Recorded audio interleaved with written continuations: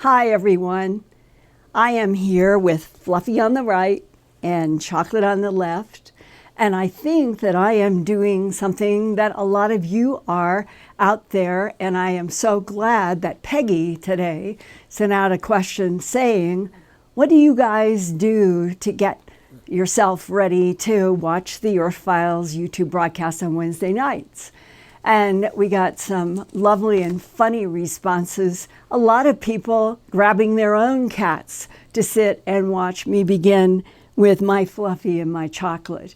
And so I thought I would just share a few to get tonight started. It was really fun for this question. And Anthony Purcell wrote, I forget all the time until the notification on my phone goes off, and I drop everything I'm doing, make a cup of tea, and park it in front of the TV with my fat cat, quote. So that's another person who loves to be with their cat. Timmy Moore, well, I order a pizza, 6 hot wings, and a 2-liter Mountain Dew.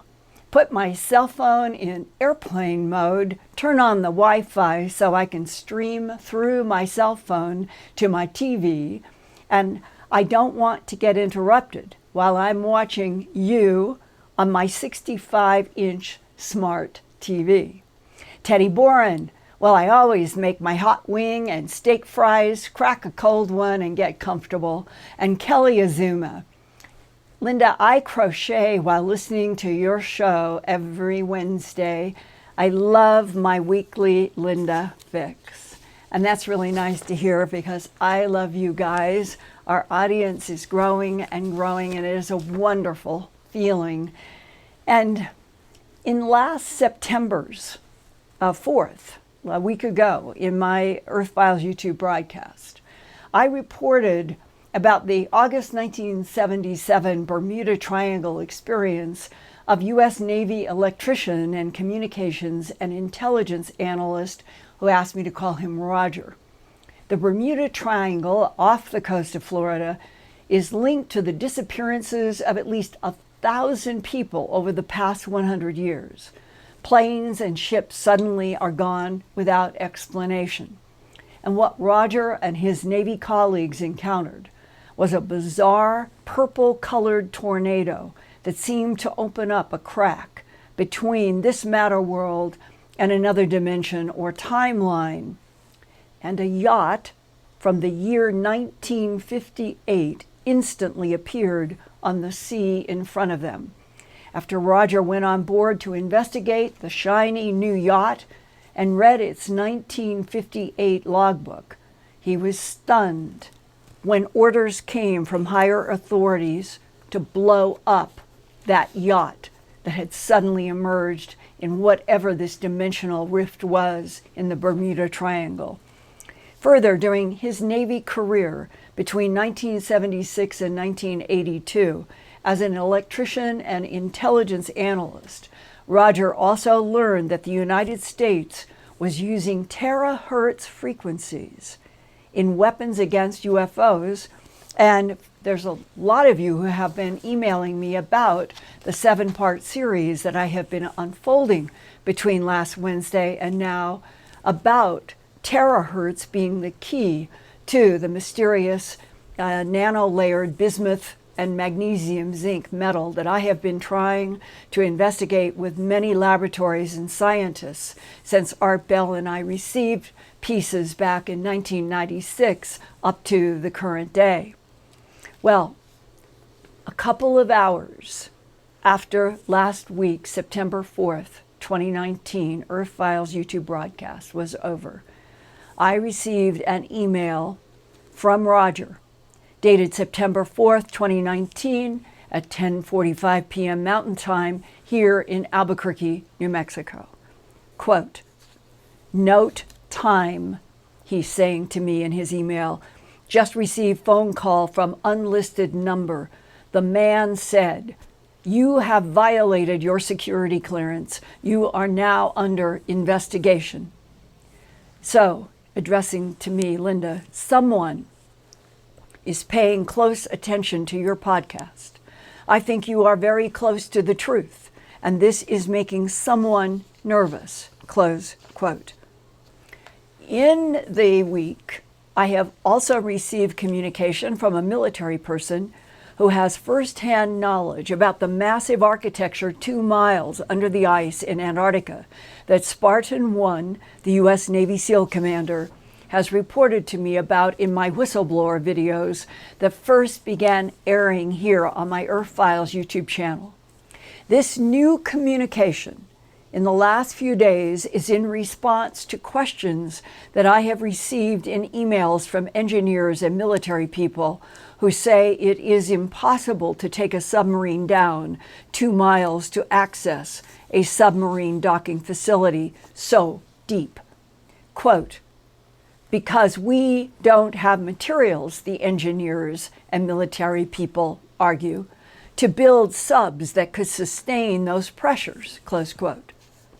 Well, here is information sent to me confidentially by a Navy military source who is the real deal. Quote, terahertz frequencies can penetrate the Earth's crust about 2 miles down in the white world. Otherwise, in the black world, the depth is classified.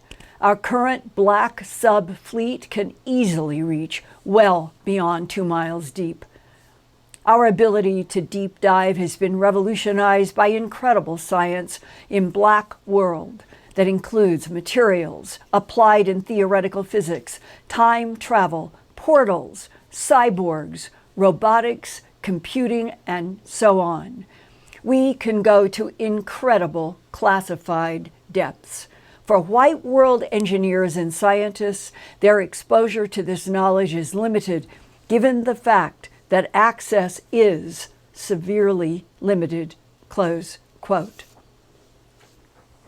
In fact, today, September 11th, 2019, there were TV news headlines that undersea explorer Victor Bess Covo has become the first human to reach the deepest points of all 5 oceans on Earth. He even broke Hollywood film director James Cameron's 2012 record in a deep diving bathyscaphe. This is a picture of a bathyscaphe. Cameron had gone to a depth of 35,813 feet. That's nearly 7 miles deep in the Mariana Trench. And now this year of May 2019, Vescovo broke Cameron's record for the deepest solo dive ever in the Pacific Ocean by going down 35,853 feet in the Mariana Trench. Back on land, since the first week of August 2019, more than 30 cats have gone missing in Bell Buckle, Tennessee, 54 miles southeast of Nashville. The first notices were on Facebook when several people were asking, hey, have you seen my cat? Yesterday, I talked with Police Chief Tommy Wiley in the Bell Buckle, Tennessee Police Department. Chief Wiley told me that the number of disappearing cats by this week is now up to 33 missing in 1 month. He said no one has found any bodies or carcasses of cats, and that he is puzzled about what is going on. He said that the Bell Buckle Chamber of Commerce sent out alerts to residents about the disappearances after residents and asking them to keep animals inside. And since that alert, Chief Wiley told me that there haven't been any new missing cat reports. I asked him if in the decade that he has been chief of police there, has he personally investigated or known about any large animal mutilations or half-cats in his county, because I know of large animal mutilations in that part of Tennessee. But Chief Wiley said he knew about large animal mutilations, but so far in the Bell Buckle region, until these missing cats, that he has not personally investigated any large animal mutilations. And meanwhile, in Clark County in southwestern Washington state, cats are also being reported missing, but several cats near the county seat of Vancouver have also been bloodlessly mutilated recently. One was found near Covington Middle School, and its body was missing the cat's legs that had been cut off without blood and placed nearby the cat's body. Only 1 year ago, in August 2018, Thurston County, Washington, north of Clark County, had 13 mutilated cat reports that were never solved. The Clark County Sheriff's Office says it is doing neighborhood patrols and would like anyone with information to call area code 360-397-2211.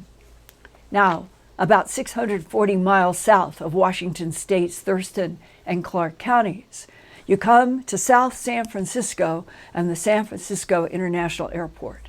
Straight west of the airport is Sharp Park on the Pacific Ocean. Sharp Park is in Pacifica southwest of downtown San Francisco, but is managed by the San Francisco Recreation and Parks Department. In addition to coastal wetlands, forests, and grasslands, Sharp Park also has an 18-hole golf course and a nationally recognized archery range. When you widen out higher above Sharp Park, in the lower right of this map, is Nike Missile Control Site, SF, which must stand for San Francisco 51, like Area 51 in Nevada. This is SF 51 in San Francisco. The implication is that all along our American coasts, even where beaches look so peaceful and pastoral, our military has Nike missiles and other military weapons to protect U.S. soil. But do the military also know about and even collaborate with other intelligences that might be based below the Earth's surface in various kinds of underground facilities, even below the bottoms of our oceans and seas, as it's been described to me? If you went to the bottom of the Mariana Trench and you kept going, you could break out into some huge, gigantic cavern that was occupied by another intelligence. And could those other intelligences have technology to pop in and out of our surface human civilization in the blink of an eye? This summer of 2019, I received an email from a retired police officer who has worked from the 1960s until 2017 for the Contra Costa County Sheriff's Department, the Lafayette Police Department, the Pinole, California Police Department, and the Sierra County District Attorney's Office in Downeyville, California. Throughout all of his police and investigative work, the one event that haunts him was an encounter on a Sharp Park beach with his girlfriend in July of 1975.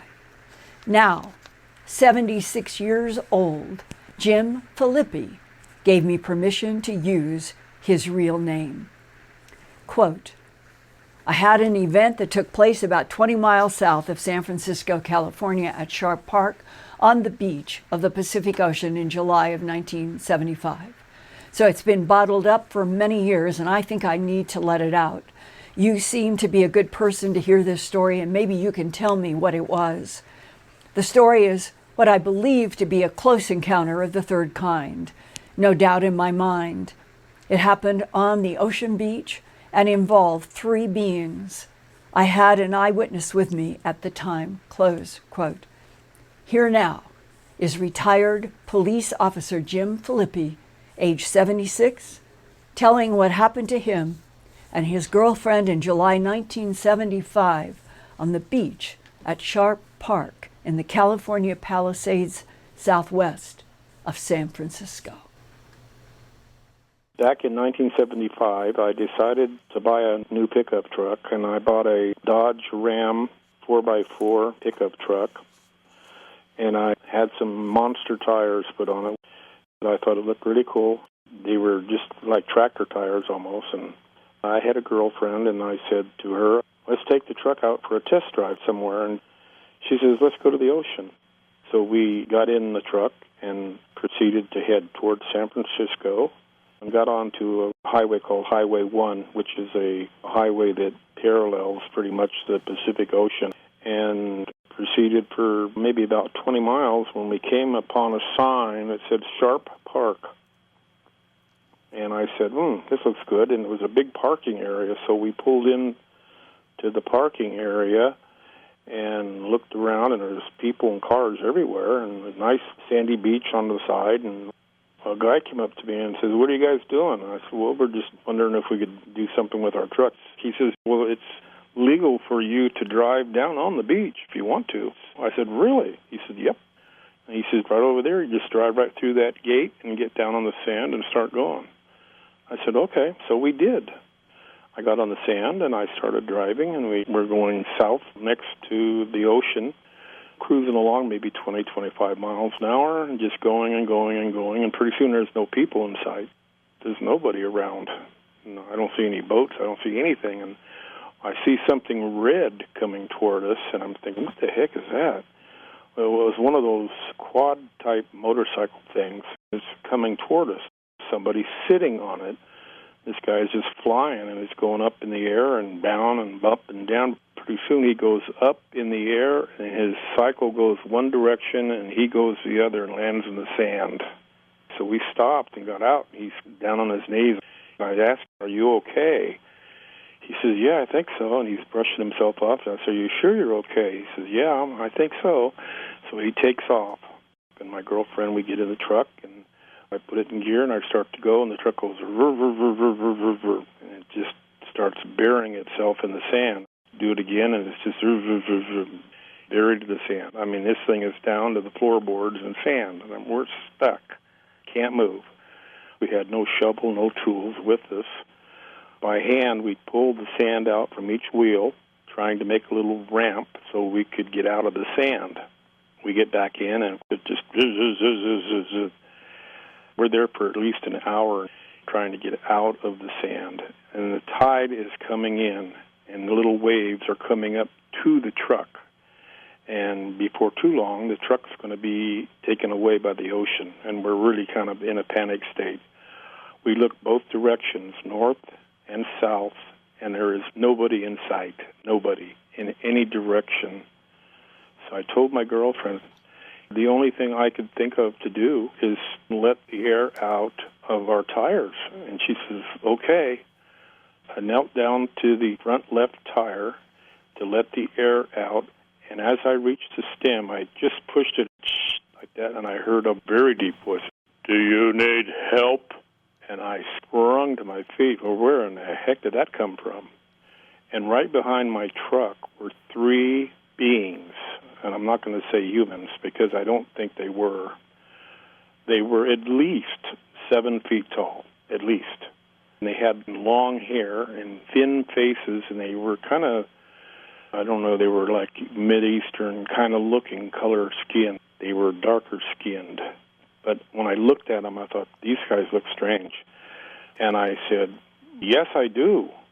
And the one guy directly behind my driver's side raises his hand and says, "You get in and we will push." And that's exactly the way it sounded. And it looked like he had more than 5 fingers. It looked like there may have been an extra finger on his hand. Like 5 fingers and a thumb for 6 fingers? Yeah, because he held his hand in the air.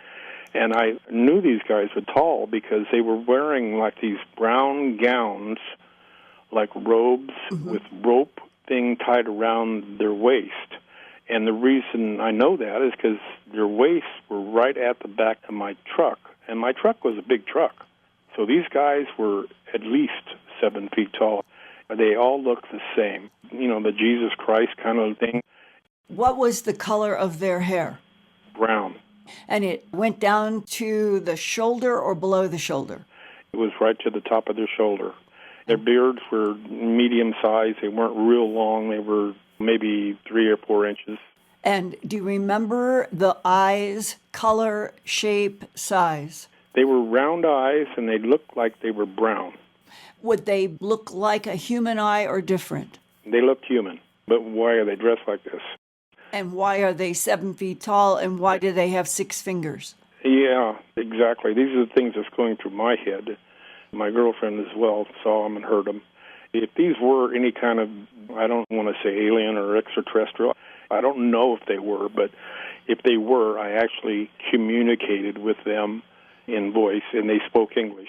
But it was very low voice and very slow, very electronic sort of sounding. He said, "You get in and we will push." And I said, "Okay." So I jumped in the truck and I put it in gear and started to go. And I could feel the back end of the truck lift up into the air. I mean, it was tilted nose down because they were lifting it up. And that truck was not light. Right.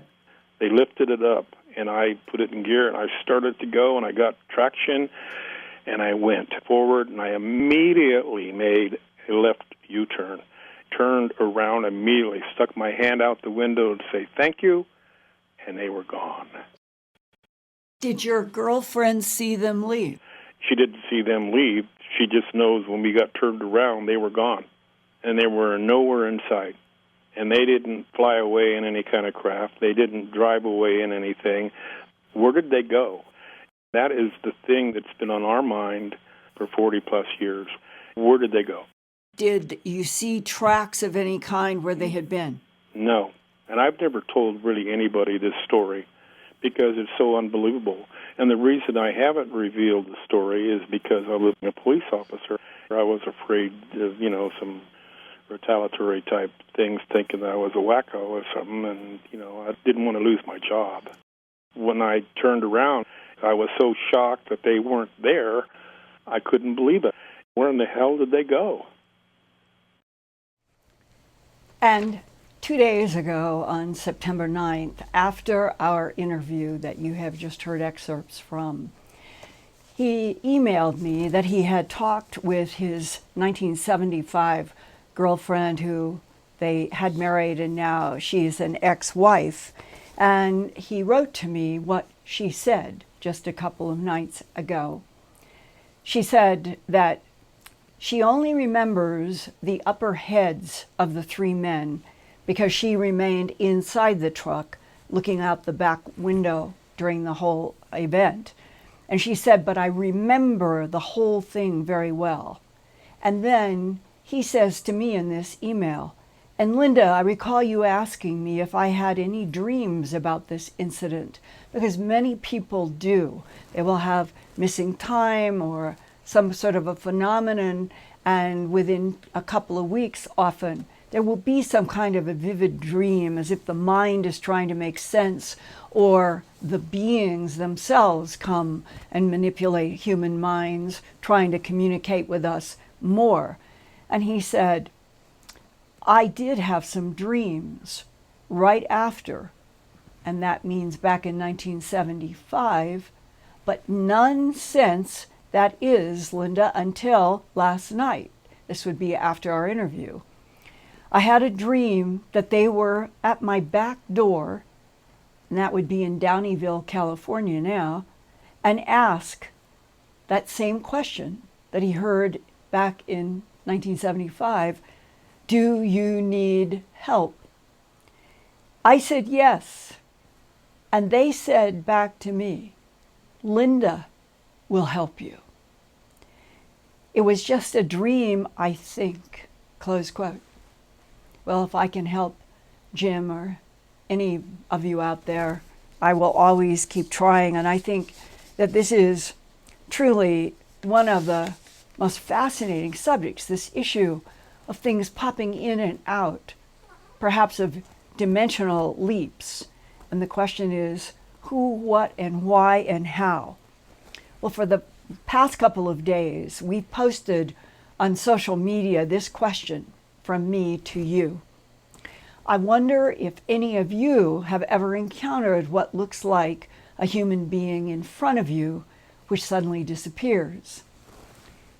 Today, September 11th, 2019, has been the 18th anniversary of the 9/11 horror at the New York City Trade Towers, the Pentagon in Washington, D.C., and the United Airlines crash in Shanksville, Pennsylvania. God bless all of those souls. Well, here is an extraordinary experience. Going back 18 years ago 2 weeks after 9/11, described in social media in a message to me at Earthfiles from Nelson Armour, quote, "About 2 weeks after the 9/11 event, I got a ride back to Washington, D.C. on a commercial, meaning an airline. While in the left aisle seat, waiting for the aircraft to fill up with passengers, a person in their 30s, white trim male with premature white hair, in a pilot's uniform without a jacket, wearing light blue shirt, no cap, was standing in the aisle next to my seat. He slowly walked up toward the cockpit door, and he suddenly disappeared into thin air as he approached the flight attendant. Just winked out. I have always wondered if he was one of the pilots who died in that terrible 9/11 event." Close quote. Lois Quinn, quote, "I have had several encounters throughout my life with seeing and sometimes interacting with strangers who have disappeared. I can honestly say that some of my encounters with such beings, where we talked or they physically protected, helped me, were life-changing for me. I believe they were angelic beings in human form because of the way that they appeared and disappeared.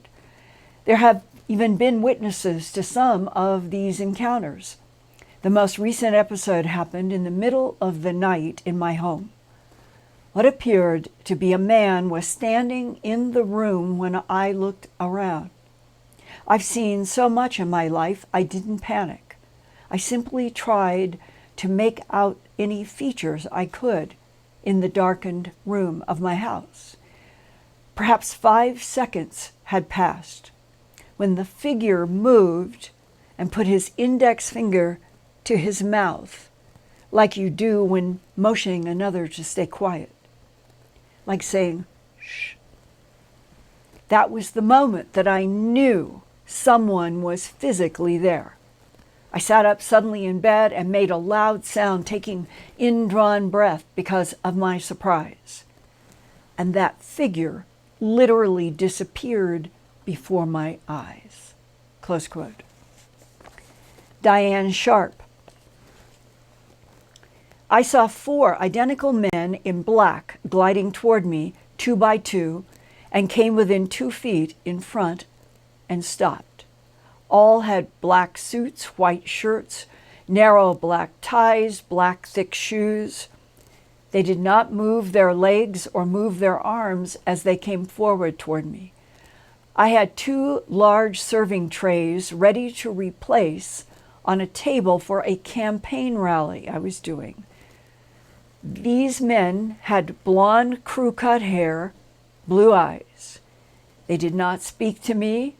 I put the trays on the table and turned around to see if they were still there. And they had turned around, heading the same direction that they had come from. I started to follow them, and they disappeared. I went outside to see if I could find them, and they were gone. I came back and asked the people if they had seen where these gentlemen went. They were just like, 'Beam me up, Scotty.' That is where I saw my first UFO in Superior, Wisconsin. This took place in 1963 and then later in 1976." Close quote. K-Man 67458. "Yes, I have. I've seen disappearances just a few months ago, too. I had just picked up a friend and I was driving when out of nowhere, this woman appeared to be crossing the street in front of me. So I stopped and waited for what seemed to be a jaywalker to pass by, when all of a sudden, this woman just disappears into thin air. We even drove around the area for a while after to see if she showed up anywhere, but we never saw her again. My friend and I were freaked out, and I don't know what to make of the whole incident. But it wasn't just me that saw her, and now I have to wonder if Linda's asking about this same thing, that obviously this is happening to other people. Close quote. Yes, it is. Many places. And my own experience at Peddler's Village, a suburb of Philadelphia, Pennsylvania, came to me back in 2002. I was in a shop that had jewelry, sunglasses, artwork, a wide variety of merchandise that filled one very large room. I was at the sunglass kiosk looking for a new pair of sunglasses when I suddenly felt a very strange feeling. And right beyond me, on the other side of the sunglass turnstile kiosk, was a very thin female, about 5'4" tall. Her face was so thin, and she was wearing very strange glasses, sort of oval shape, but they were solid gray, not black, in these sort of oval shaped gray frames. Her hair was very short, and I remember her thin, thin arms that were just in like a cotton t-shirt, and it seemed to be only skin on muscle, no sense of any fat on her body. And then for a moment, we both looked at each other, and what came into my mind as clear as if I spoke it were these words: "Oh, you're an extraterrestrial." At that very microsecond, I could feel my arm moving. I wanted to reach out my hand to greet her and to shake her hand and say, "I would like to talk with you." But as soon as I thought that, she seemed to literally jump. It wasn't like a walk. It was like she jumped out of view behind the eyeglass kiosk that I had started moving around with the idea I'm going to extend my hand. And then, suddenly, I saw her rapidly. It was like she had jumped or something and then was rapidly moving away, but I was close, and I could see at the moment that she was starting out into the larger open room. I immediately followed. I kept hurrying right to the front door. She could not have been more than a few seconds ahead of me. But at that door of that store on a hill at Peddler's Village, with a clear view of everything there in all directions, she was not anywhere. How does it work? How does it work for what we think of as matter made out of molecules and atoms in our world to be able to seemingly disappear? Portals, dimensional jumps into timelines. That appears to be the working landscape of the advanced intelligences that interact with our planet now and have, I think, for millions of years. But what about us? What about the interactions with what look like humans that also disappear? And there we come to that very, very huge, huge subject that I have covered in my book, Glimpses of Other Realities, Volume 2.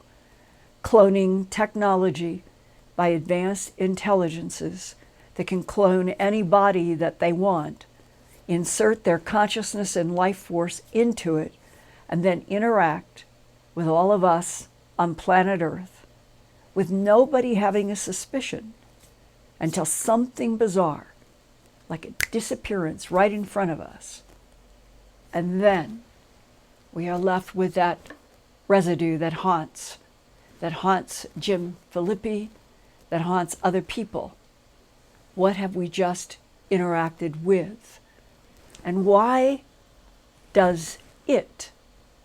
Why did the three men that seem to come from a time maybe 2,000 to 5,000 years ago? Why that yacht out of that purple tornado in the Bermuda Triangle? Why, from 1958, did it suddenly appear? How does all of this work and interact? Those are the questions that I have been trying to understand for such a long time. And I know that there are a lot of you out there in the Earthfiles growing YouTube audience that you've had your own encounters with high strangeness. And now, Peggy, I would love to hear the comments and questions from tonight. Are we there? Are we getting sound? Are we getting audio? Get that speaker. Don't know why we're having these technical problems, but let's just keep going. Peggy, I just heard. Okay, perfect. Linda, first I'd like to do a quick thank you to Vicky Martinez, Judy Kennison, and Jeff Stewart. Thank you so much for the super chats. Thank you. And I have a great question from Dog Noses 3. Do you think that the truth may be so horrific that disclosing it might leave our planet in despair? No, I don't. If there's anyone that you all have ever seen, have ever heard talk to you about other intelligences, who has been in as many seemingly dangerous places on this planet, it's me. I have gone out to at least 30 pastures by myself with formalin solution and scissors or a scalpel to cut a mutilator's cut, to make sure I identify the sheriff's cut, the mutilator's cut, my cut, so it could be investigated. And sometimes I have looked up in the sky and thought, if we were dealing with intelligences that wanted to get rid of everybody who was trying to find out the truth, report the truth, nothing but the facts, as I have been trying for 40 years, they could have taken me like that, just like the disappearing pops into other dimensions or timelines or whatever they wanted to do.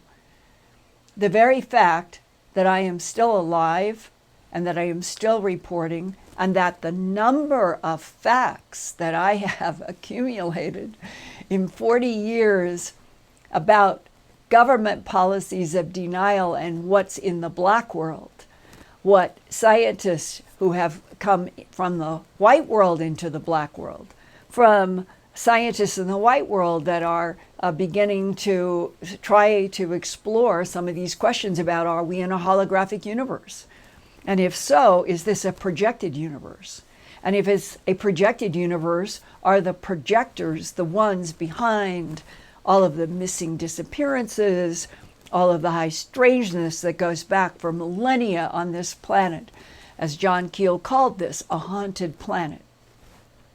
I personally would rather not look at it as haunted or something that is dangerous. I truly, in my core, my heart and my soul, I feel that we are Homo sapiens sapien, the latest model on this planet, whether we are somebody else's androids, some form of artificial intelligence that has been part of a big experiment.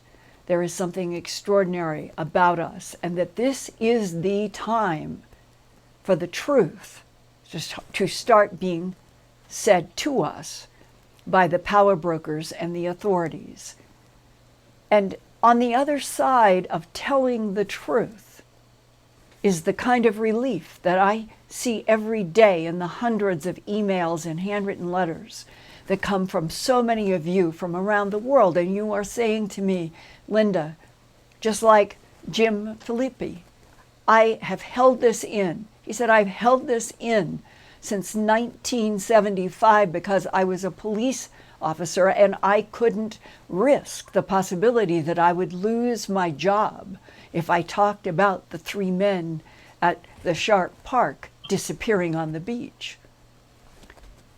We have to get past where you, I, or anybody feels like that their life and their work is threatened because we're going to start talking about the truth, The truth that we're not alone in this universe, the truth that other alien intelligences have been interacting with this planet for thousands, millions of years, and we might be somebody else's experiment. That doesn't frighten me. It doesn't scare me. I want to know the truth. And that one of the big subjects that this planet has been living with for at least 5,000 years in relationship between so-called power brokers and Homo sapiens sapien is what happens at the moment of death. The Egyptians had 9 terms for 9 different layers of interactions between various parts of what would be a matter life that then transitions to another world. In all of the various religions on this planet, everything has to do with how to live a life that would guarantee an evolution going beyond the matter world death.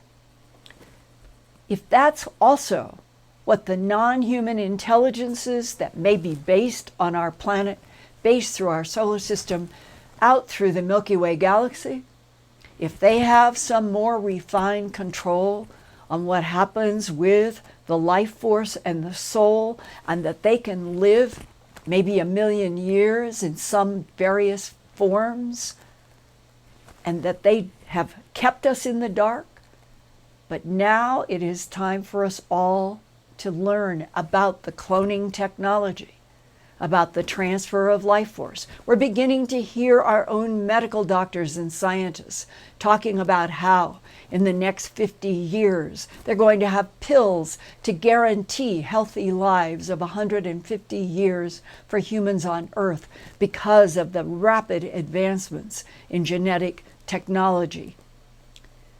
And if that's a headline today in 2019 talking about what could be coming in the next 50 years, and we are truly moving back out to the moon, to Mars, into the solar system, and Spartan 1 says, and the other Navy SEAL who has communicated with me in a very safe way, we do have interstellar trade routes. So we have all of these different facets on our planet right now. Some people in authority that are working on interstellar trade routes with advanced intelligences, getting rare metals, getting all of the materials that we need to keep going in this digital age when the computers and the very advanced technology and military machines need very rare metals, and we don't have enough on the Earth. And now I think it would be satisfying for the whole world to know that we have different layers of economic, military, political relationship with a variety of intelligences, and that the true answer about the origin of Homo sapiens sapien on planet Earth is not 1, not 2, not 3 alien intelligences. I think we're the product of at least 5 or 6, meaning a genetic manipulation got started on laboratory Earth. It evolves. Something else comes for whatever is their reason, more genetic manipulation.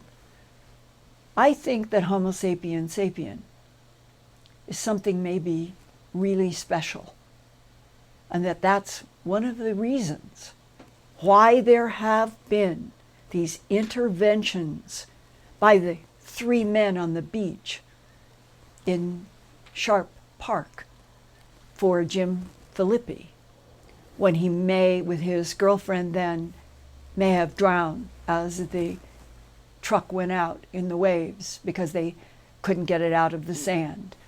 And that was an intervention by another dimension or by another intelligence.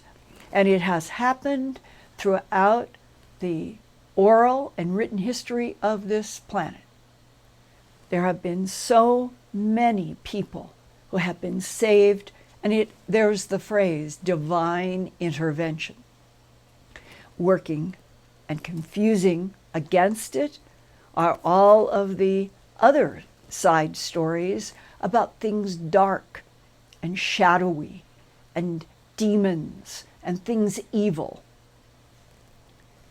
If we could be told the whole truth, the bad, the good, the neutral, then maybe all of us, everybody, would find a whole new reason for living, a whole new reason for having great curiosity about our origins and especially the future that I think we are headed for if we can get past this extremely difficult, agitated, turbulent intersection that's coming now as we are going to go to 2020 and the decade of 2020 to 2029.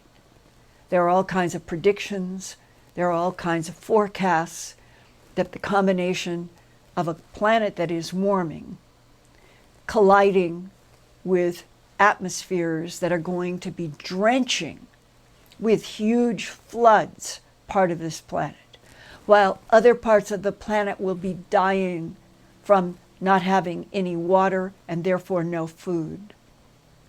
That these opposites are going to be bigger and bigger headlines in this next decade. But having education, knowing that it would be wise for every person who can to have at least a month's supply of water, a month's supply of food for just good practical survival issues, and to learn how to grow gardens, to learn how to dry foods that you dry through the winter. That could be so valuable to do just for general life that I don't feel that telling the truth would automatically kickstart people into fear. I really do think that my fellow human beings are much stronger than that, and that if we had reasons given for all of it, the bell-shaped curve of the good to the bad and the in-between, all of us, every single human who has a soul, is not just a cloned container being used by another intelligence, but for all humans who have souls, that have lived many lives, have tremendous knowledge.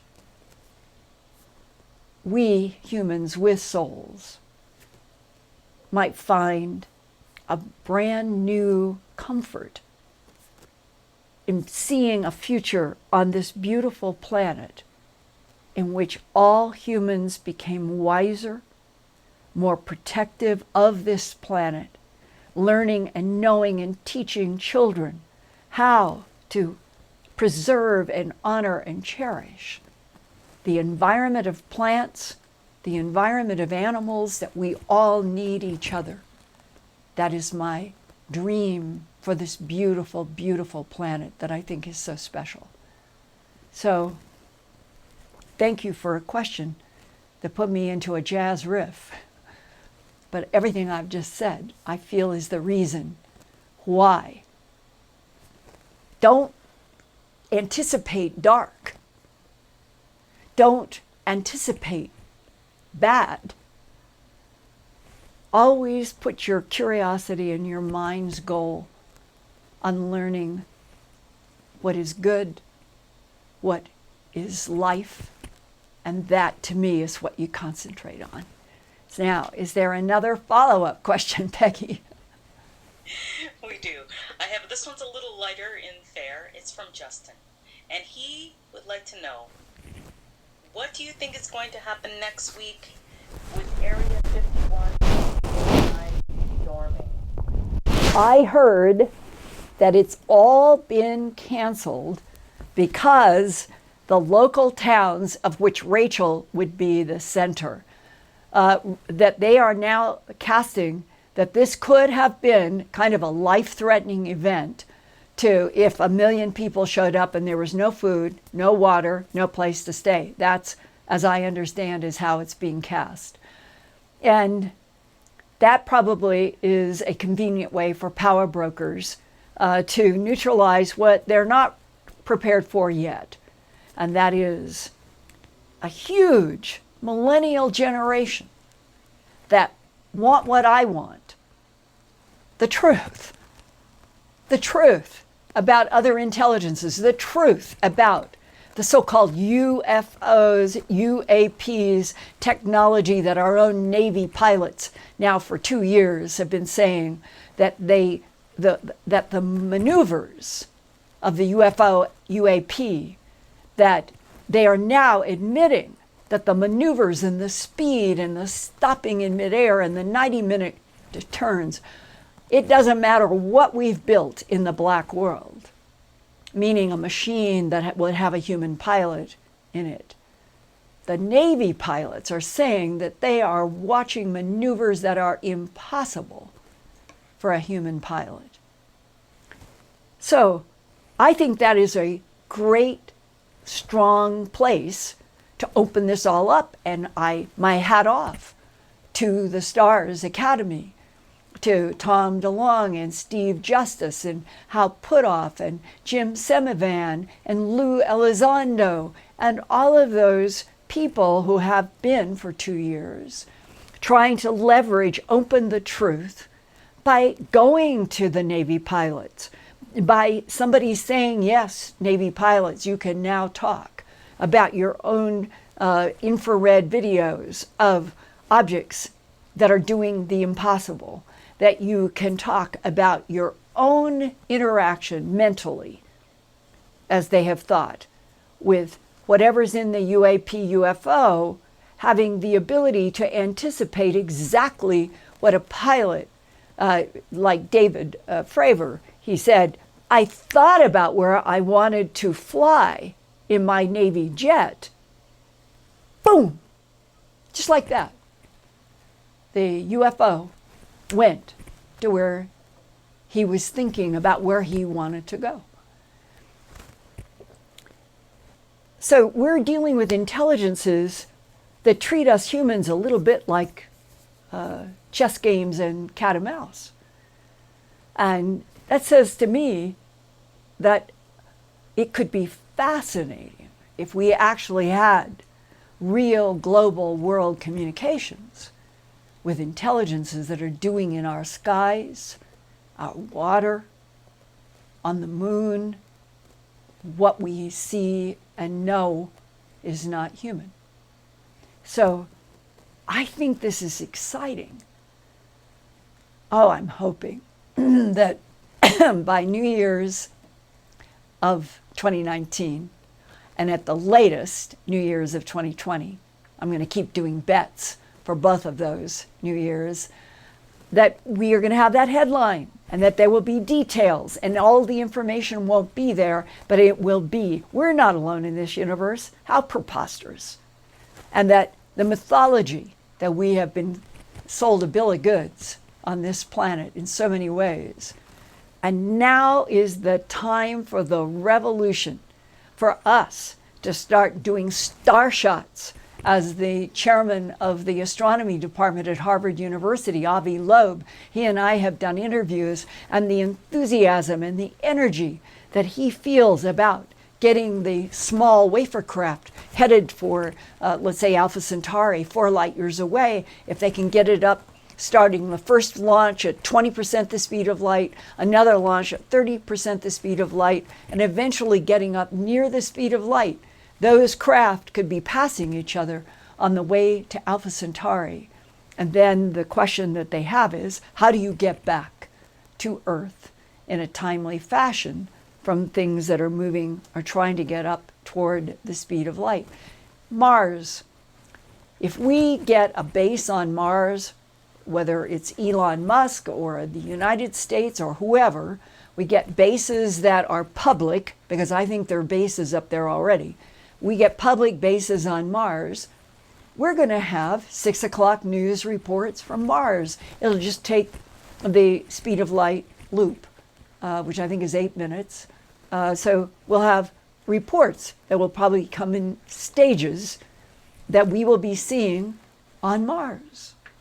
It's going to happen. It's going to happen in this next decade. So, on that note, tell everybody you know, your family, your friends, people you work with. Come to the Earthfiles YouTube channel on Wednesday nights, and we will continue to keep delving into the issues that so many of you have, and you write in your letters to me. I have never told anyone this before. That is the opening sentence on the vast majority of communications. And that means we all need to be diving deep into these subjects. And that's what I want to do here at the Earthfiles YouTube live stream that goes to the videos at my YouTube channel on Wednesday nights. I love you. Please keep coming.